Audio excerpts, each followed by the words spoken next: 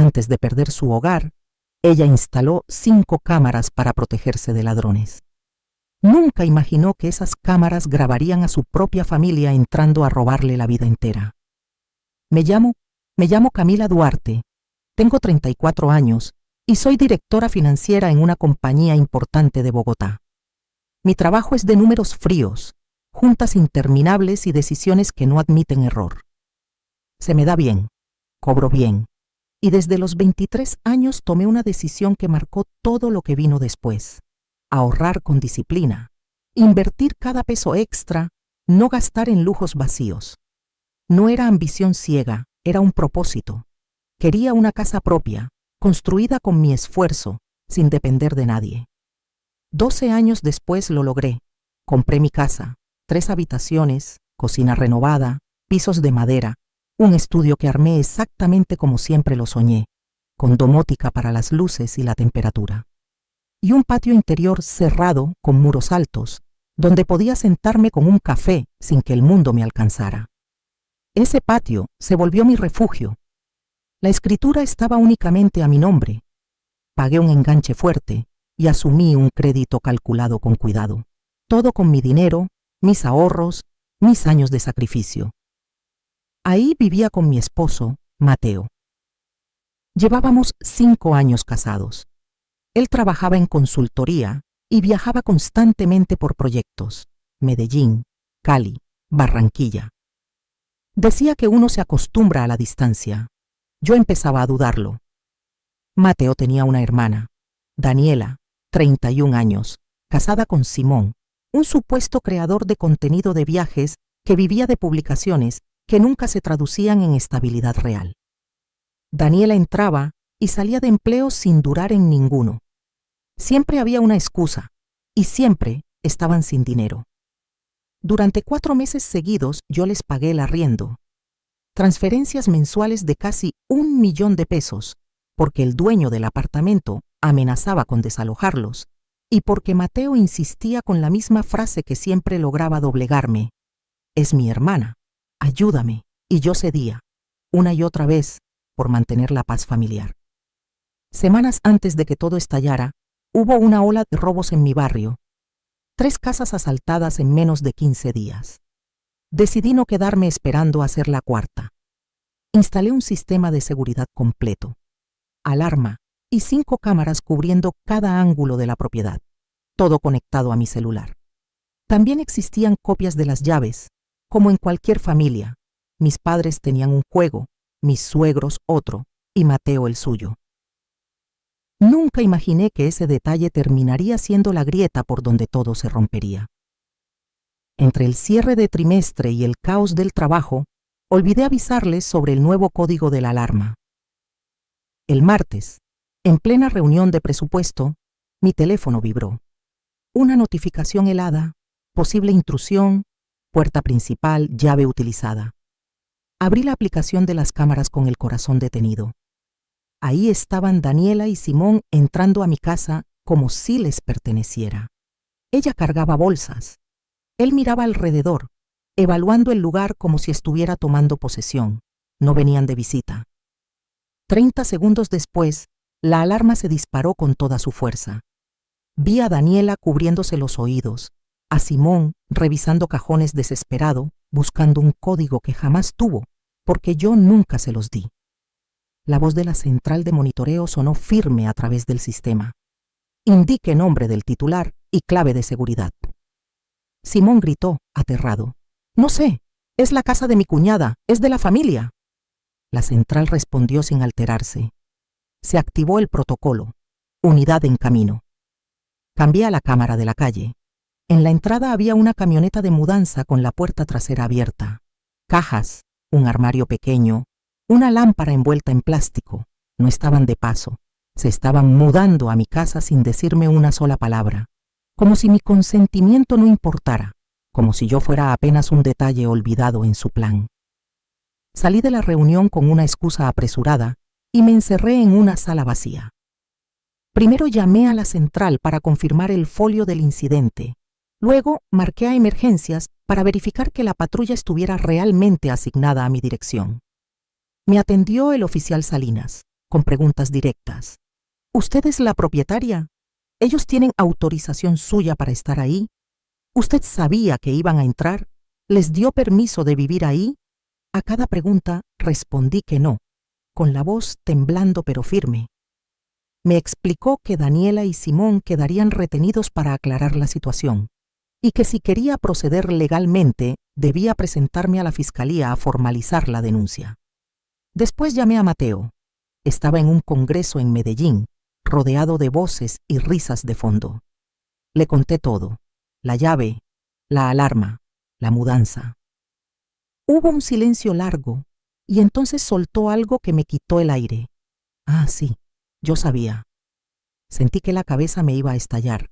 Me explicó que Daniela lo había llamado la semana anterior, que a Simón lo habían echado de su apartamento y que él les había dicho que podían quedarse un tiempo con nosotros, porque teníamos un cuarto libre. Nunca me consultó. Cuando le reclamé, respondió con desprecio: no es para tanto, traen muebles. Le dije que había una patrulla en camino. Su tono cambió de inmediato. Ya no era sorpresa, era furia. ¿Vas a dejar que esto quede como antecedente para mi hermana? En ese instante, entendí que no le importaba mi tranquilidad, solo la de su familia. Colgué. Llamé después a mi suegra, Consuelo. Contestó como si ya me estuviera esperando. Confirmó, sin culpa alguna, que ella misma les había sugerido mudarse a mi casa. Tienes espacio de sobra, la familia se apoya, no hay que hacer drama. Le dije que la policía ya estaba ahí. Su voz se volvió cortante. Arregla eso. No puedes hacerles esto. ¿Qué va a decir la gente? Colgué sin responder. Una hora después llamó Daniela, gritando que los habían tratado como delincuentes frente a los vecinos. Activé la grabadora de mi teléfono por instinto. Le pregunté de dónde había sacado la llave. Me dijo que su madre se la había prestado, que Mateo les había dado permiso, que tenían derecho a estar ahí, y entonces, con una frialdad que todavía no logro entender del todo, exigió 3 millones de pesos por daño emocional y humillación pública. Algo en mí se quebró y al mismo tiempo se ordenó, como cuando finalmente entiendes con quién estabas tratando todo este tiempo. Le dije que desde ese momento hablaría solo con mi abogada, y corté la llamada. Llamé a Valentina, mi amiga de la universidad, abogada especializada en temas patrimoniales. Le conté cada detalle. Su respuesta fue clara. Esto no es un conflicto familiar, es una invasión a tu domicilio, y lo del dinero podría configurar extorsión. Me dijo que fuera directo a la fiscalía, que llevara el video, que guardara la grabación de la exigencia económica, que documentara absolutamente todo. Pedí el resto de la tarde libre y fui a la fiscalía antes de que empeorara el tráfico. Presenté mi identificación, mostré el video de las cámaras, reproduje el audio donde Daniela pedía el dinero. El funcionario que tomó mi caso escuchó todo con el rostro cada vez más serio. Me confirmaron que quedaba registrado que yo no había dado ningún consentimiento, que se solicitaría una medida de protección para impedir que se acercaran a la propiedad y que debía mantener activo el sistema de seguridad por si intentaban regresar. Salí de ahí con el pecho apretado, pero con una sensación extraña. Por primera vez en meses sentía que yo llevaba el control. Revisé el teléfono en el camino. Llamadas perdidas de Mateo, mensajes uno tras otro exigiendo que arreglara el problema de su hermana. Ni una sola pregunta sobre cómo estaba yo. Cuando llegué a casa, fui directo a mi estudio. Abrí un cajón donde meses atrás había guardado unos formularios de divorcio impresos, sin llenar, como quien guarda un paraguas esperando la tormenta. Los imprimí el día que Mateo sacó, sin avisarme, casi 20 millones de pesos de nuestra cuenta conjunta para ayudar a Daniela con una deuda. Cuando lo confronté entonces, me dijo que como era dinero de los dos, tenía derecho a disponer de él. Esa noche entendí que la línea ya se había cruzado hacía tiempo. Ahora, con calma, empecé a llenar cada campo. Nos habíamos casado bajo separación de bienes, con capitulaciones firmadas desde el principio. Él siempre insistió en eso, por orden administrativo. Ahora comprendía que había sido, sin saberlo, La decisión más inteligente de mi vida.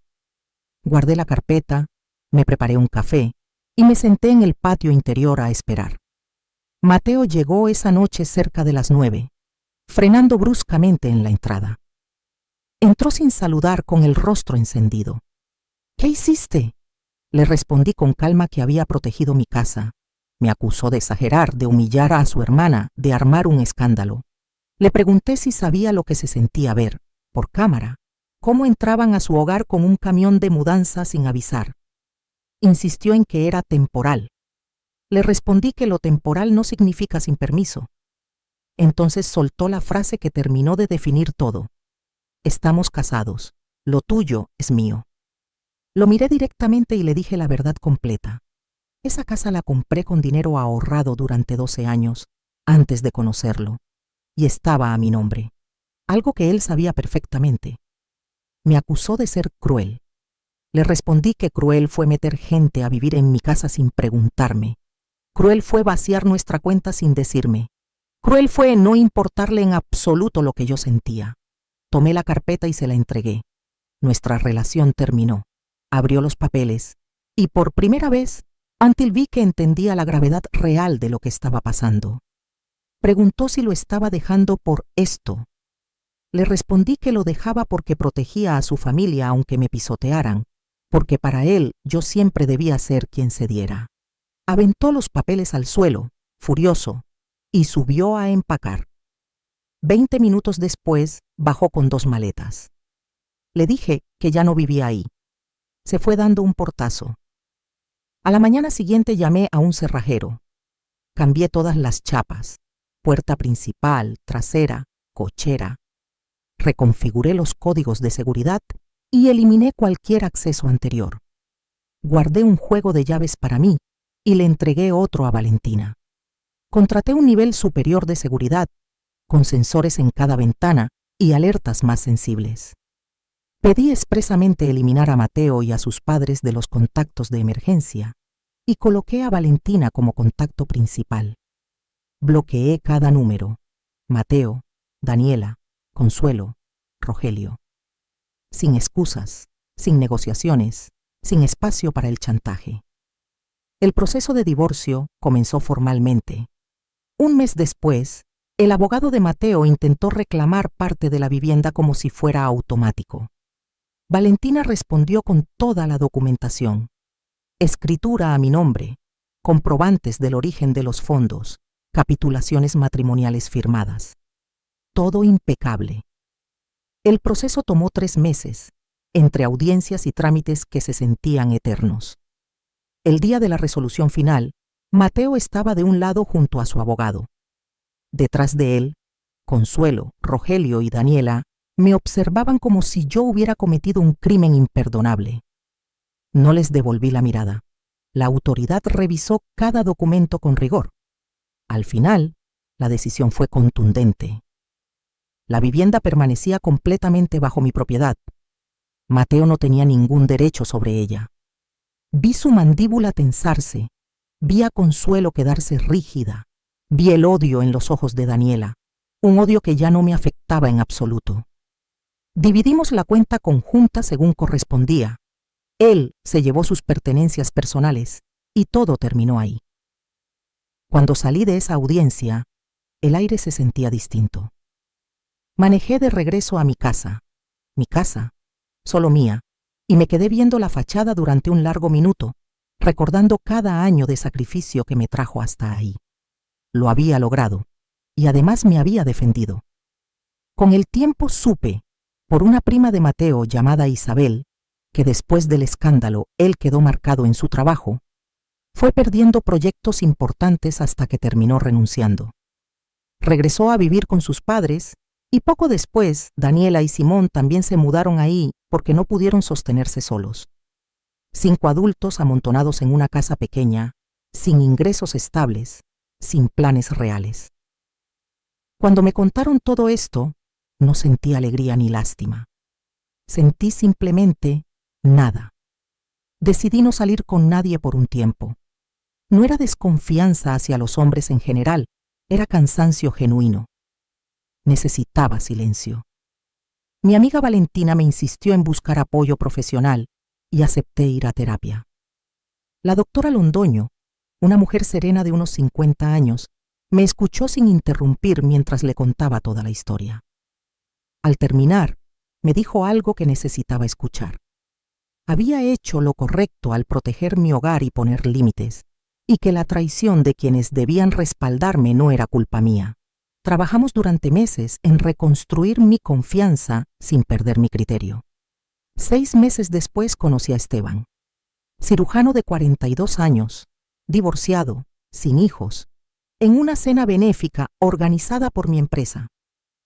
Hablamos durante horas sin darnos cuenta del tiempo. Nunca me presionó, nunca invadió mi espacio. Meses después, le conté toda la historia con Mateo y su familia. Su reacción fue inmediata y genuina. Eso debió ser aterrador. Nadie tiene derecho a invadir tu hogar. Hiciste exactamente lo que debías hacer. Ahí entendí que la diferencia no era la perfección, sino el respeto auténtico. Un día, meses después, encontré un sobre sin remitente en el buzón. Reconocí la letra de consuelo de inmediato. Era una carta larga, donde increíblemente me perdonaba por haber permitido que la policía humillara a su hija y me invitaba a regresar a la familia si me disculpaba. Leí esas líneas en mi cocina y empecé a reír, primero bajito, después con lágrimas en los ojos, ante semejante nivel de descaro. La trituré página por página y seguí con mi día. Hoy, cuando me siento en mi patio interior con un café, pienso en todo lo que viví. La alarma, las cámaras, la traición, el divorcio, esa carta absurda. Y siempre llego a la misma conclusión. Fue lo mejor que pudo pasarme, porque me mostró quiénes eran realmente las personas a mi alrededor, y me enseñó, de una vez por todas, a defender lo que construí con mis propias manos. Si esta historia te tocó de alguna forma, déjanos tu comentario contándonos qué habrías hecho tú en mi lugar. Dale like si crees que proteger tu hogar y tu tranquilidad nunca es exagerar. Y suscríbete a Justicia Carmesí para más historias reales que te van a dejar pensando. Tu apoyo nos ayuda a seguir contando estas historias. Gracias por acompañarnos hasta el final.